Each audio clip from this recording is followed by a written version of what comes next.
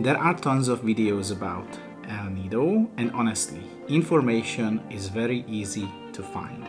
So, in this one, I'll share some practical information others might overlook. You know, the tiny details that can make your trip perfect. Hi, my name is Boris and you are watching High on Low Tide. But let's dive straight into this video. First, let's talk about getting to El Nido. Flying directly into El Nido is the fastest and most convenient way to arrive, but it's not cheap. Most travelers choose the cheaper option, flying to Puerto Princesa. If you go that route, I recommend adding one stop along the way. Make a stop in Roxas town to break up the 5 to 6 hour journey. Roxas is about halfway between Puerto Princesa and El Nido, and it's worth it. The bay in front of the town has some stunning little islands. There aren't any organized tours, but it's easy to hire a local boat and it's quite affordable too. The scenery here is different from El Nido, but just as beautiful. You won't regret going there. Let's talk about choosing a tour. Once you are in El Nido, picking a tour can feel overwhelming because there are so many operators. But don't stress too much. The routes are fixed. Every operator visits the same places. There are 4 main tours, A, B, C, and D, each available as a group or a private trip.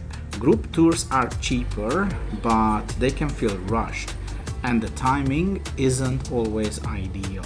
For example, when I went on a group tour, Tour B, we reached the main attraction, a sandbar, only after it was already underwater. This was quite disappointing.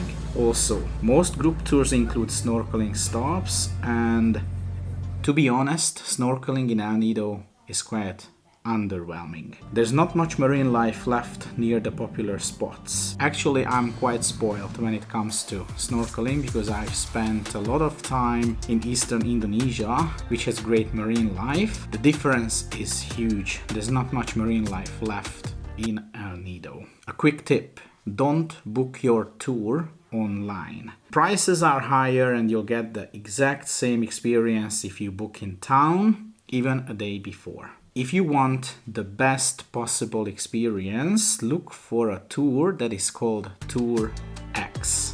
It's a combination of the highlights from the other tours and it's absolutely worth it. I did it with a local company called The Couch. This video is not sponsored or anything. This is my honest opinion about this tour. And this tour was genuinely fantastic. They leave early so you beat the crowds, and being completely alone at spots like the Big Lagoon or Hidden Beach was just unforgettable.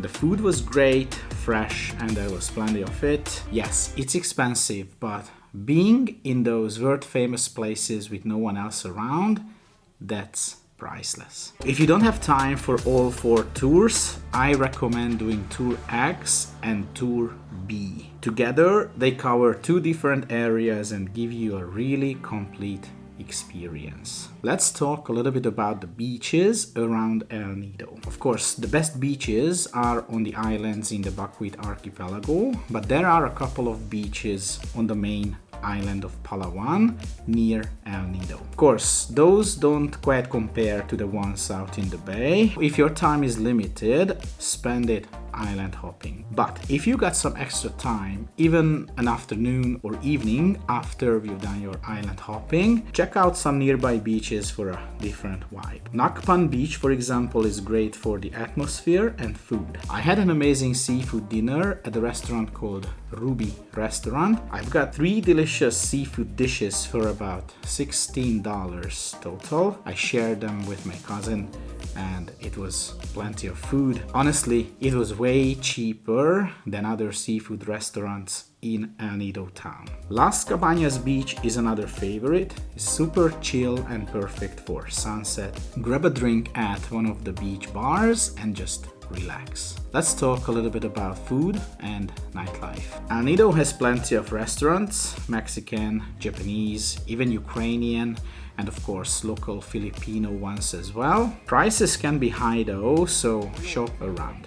Some local eateries serve great food for much less, like roasted chicken with unlimited rice. It's simple but delicious. There are also some bars with live music in the evenings, but nightlife isn't huge. By 11 p.m. most places are quiet, which is fine because both trips start in the morning anyway. Let's talk a little bit about accommodation. I don't really want to talk much about it because there are options for every budget, and honestly, unless you want a luxury experience, accommodation is not that important. You will spend your time on the islands or around the Nido anyway. That said, I stayed at Spin Designer Hostel, a mid-range place with clean dorms and also private rooms. It is well located just behind the main road, and I can definitely recommend it. I also found that online reviews for El Nido accommodations are pretty accurate, so read them and book early because the